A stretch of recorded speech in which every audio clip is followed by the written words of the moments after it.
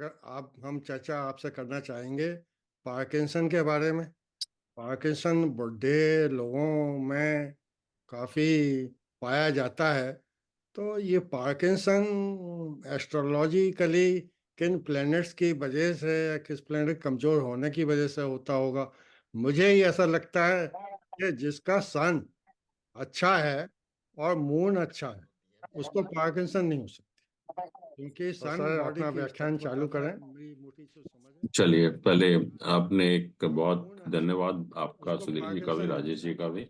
क्योंकि आपने एक सन बहुत बॉडी अच्छी की स्ट्रेंथ बताता है। चर्चा मेरी प्रारंभ मोटी की सी है। समझ है। और मून जो है टर्बुलेंस के बारे में बात करता है, वाइब्रेशन के बारे में बात करता है। तो इसके बारे में थोड़ा सा सब बताएं। देखिए, पार्किंसन डिसीज क्या है? ये कहते हैं कि ये progressive disorder of nervous system in the body. और आजकल की जो सिचुएशन है, करीब 1% की संभावना होती है।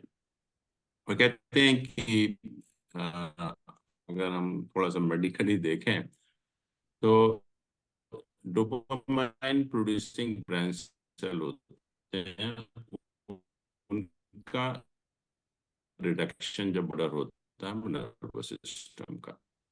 और कहते हैं कि कॉज नहीं है, कोई कारण नहीं है कि हम कहें कि इसकी वजह से हो रहा है जो है। और जैसा हम देखते हैं कि जब पार्किंसन डिसीज से लोग सफर करते हैं, उनको आप देखिए तो कई ट्रेमर्स हैं, या वॉकिंग में डिफिकल्टी होती है, या बैलेंस मेंटेन नहीं होता, बोलने में प्रॉब्लम होती है, कभी कभी स्वेलिंग में भी प्रॉब्लम होती है। अगर हम एस्ट्रोलॉजिकली देखें कि कौन कौन से हाउसेस हैं, कौन कौन से प्लैनेट इन्वॉल्व हैं इसके लिए, तो सबसे पहले जैसे मैंने कहा था कि जो असेंडेंट है, लग्न है या फर्स्ट हाउस है, तो that represents your overall health. और क्योंकि ये हमारे ब्रेन से कनेक्टेड है, तो फर्स्ट हाउस हमारे हेड को भी रिप्रेजेंट करता है। तो नेचुरली फर्स्ट हाउस का या लग्न का रोल इसमें बहुत इंपॉर्टेंट हो जाता है। और जैसा आप कह रहे थे कि सन सन का इसमें इतना इंपॉर्टेंट रोल नहीं है, क्योंकि जो मरकरी है, जो बुध है, that is basically the natural ruler of nervous system. और जितने भी हमारे न्यूरोलॉजिकल डिसऑर्डर होते हैं, वो सन की वजह से नहीं होते, वो मरकरी की वजह से होते हैं। क्योंकि सन तो हमारे हार्ट को रिप्रेजेंट करता है, लेकिन मून जो है, सॉरी, मरकरी जो है हमारे नर्वस सिस्टम को रिप्रेजेंट करता है। और इसके अलावा जो और प्लैनेट इन्वॉल्व हैं, मून है, मून का भी रोल बहुत इंपॉर्टेंट है इसमें, क्योंकि मून हमारा माइंड है और ब्लड फ्लो है, या हम कहें कि हमारी वाइटैलिटी है, नरिशमेंट ऑफ ब्रेन है, या नर्वस सिस्टम। तो नेचुरली मून भी एक इम्पॉर्टेंट प्लैनेट हो जाता है इसमें। और फिर मंगल है। मंगल हमारी एनर्जी ऑफ द बॉडी है, ब्लड है, इम्यून सिस्टम है, और ये डोपामाइन सेल को भी रिप्रेजेंट करता है। तो मंगल का भी रोल जो है वो इम्पॉर्टेंट है। और फिर सैटर्न, शनि। शनि डीजनरेशन है, ऑब्स्ट्रक्शन है, जो इसके मेन कारण है। तो शनि का भी रोल जो है इसमें इम्पॉर्टेंट हो जाता है। और खासतौर से राहु केतु भी आल्सो, क्योंकि राहु केतु जो है वो एक तो अनकन्वेंशनल है, या हम कहेंगे कि क्रॉनिकल डिसीजेस को रिप्रेजेंट कर। तो राहु केतु का भी रोल इसमें इम्पॉर्टेंट है। और हमारी जो ज्योतिष है, जो 12 राशियां हैं, उनको हमने कैटेगराइज किया 4 कैटेगरी में। कुछ साइन फेरी साइन होते हैं, कुछ एरी होते हैं, कुछ वॉटरी होते हैं, कुछ अर्दी साइंस होते हैं। तो जो एरी साइन है वो हैं हमारे जेमिनी है, लिब्रा है, और एक्वेरियस है। Sign number 3, 7 and 11। और इनका कनेक्शन हमारी बेसिकली जो एरी साइन का नर्वस सिस्टम से होता है।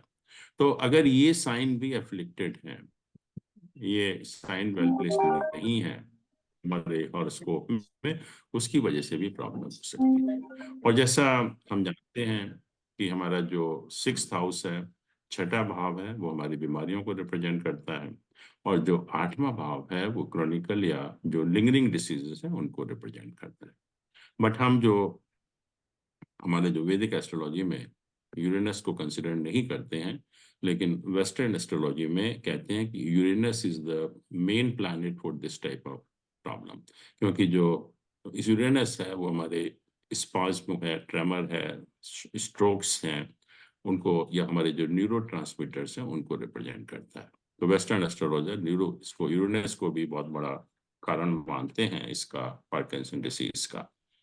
और जो ये प्लैनेट की हमने बात की, हाउसेस की बात की, राशियों की बात की, तो उनके हिसाब से अगर हम थोड़े से कॉम्बिनेशन देखें कि which may lead to the Parkinson disease, तो मरकरी अगर बहुत ज्यादा एफ्लिक्टेड है किसी भी हॉरोस्कोप में, उसके साथ मैलेफिक प्लैनेट का बहुत ज्यादा एसोसिएशन है, तो कहते हैं कुछ ना कुछ सीवियर न्यूरोलॉजिकल प्रॉब्लम वो दे सकता है, लाइक पार्किंसन डिसीज। और जैसा कहा कि सैटर्न जो है वो एक प्लैनेट है डीजेनरेशन का, तो इसीलिए कभी कभी जब मरकरी और सैटर्न का एसोसिएशन होता है और वो भी अगर एफ्लिक्टेड है, तो वो भी it can cause nerve degeneration which is the cause of this disease. इसके अलावा कई बार आप देखेंगे कि मंगल और शनि, मार्स और सैटर्न का जब एसोसिएशन होता है, तो कहते हैं कि हमारी जो मेंटल एनर्जी है और उसमें, और जो बॉडी की एनर्जी है उसमें आपस में एक तरह से बैलेंस नहीं हो पाता, और कभी कभी हम या कहेंगे कि हमारी जो एनर्जी है उसको हम ओवर यूटिलाइज करते हैं, जितनी एनर्जी नहीं होती उससे ज़्यादा यूटिलाइजेशन हो जाता है, तो उसकी वजह से भी ये प्रॉब्लम होती है। या कभी कभी मरकरी और मार्स एफ्लिक्टेड होते हैं और एसोसिएटेड होते हैं, तो भी हमारा जो कोऑर्डिनेशन है बिटवीन माइंड एंड मसिल में वो भी बिगड़ जाता है, जिसकी वजह से भी ये प्रॉब्लम हो सकती है।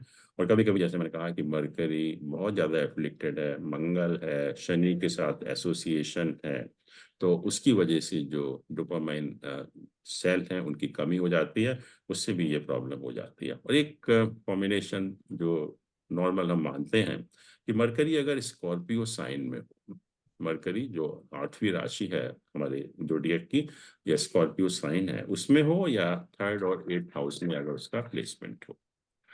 फिर मैंने कहा कि वेस्टर्न एस्ट्रोलॉजर यूरेनस को बहुत इंपॉर्टेंट मानते हैं, क्योंकि कहते हैं कि यूरेनस जो है वो न्यूरोट्रांसमीटर्स को जनरेट करता है। तो यूरेनस अगर जेमिनी या एक्वेरियस साइन में हो, या फिर वो यूरेनस जो है वो मार्स, मरकरी और सैटर्न को एफ्लिक्ट कर रहा हो, या कभी कभी अगर यूरेनस सन या मून को भी एफ्लिक्ट करता है, तभी भी ये पार्किंसन डिसीज जो है वो हो सकती है। तो इस तरह से हम मालूम कर सकते हैं कि कारण क्या है हॉरोस्कोप को देखकर। और जैसा मैंने कहा कि एडवांटेज ज्योतिष का यही है, हॉरोस्कोप का यही है कि हमें बचपन से पता है कि हमारा हॉरोस्कोप क्या इंडिकेट कर रहा है।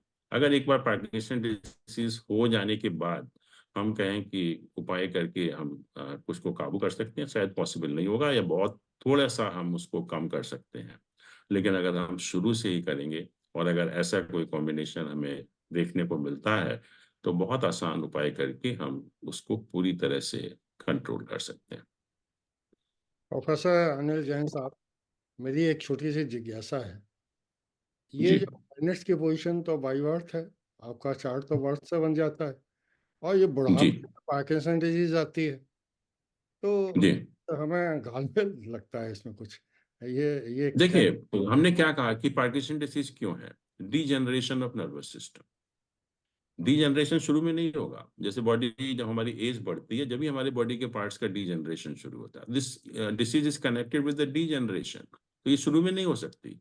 इसीलिए कहा कि ये किसी बच्चों को नहीं होती, नॉर्मली जो 65+ लोग हैं उन्हीं को होती है, क्योंकि रिलेशन इसका डीजनरेशन से।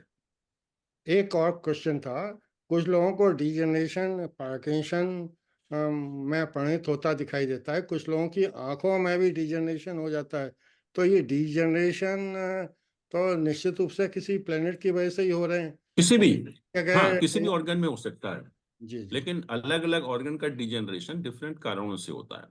और ये माइंड का, जैसे का डोपामाइन सेल का कम हो जाना या डिजेनरेशन नर्वस सिस्टम का हो जाना, तो नेचुरली ये अलग मरकरी जो मेन प्लैनेट इसमें हो जाता है।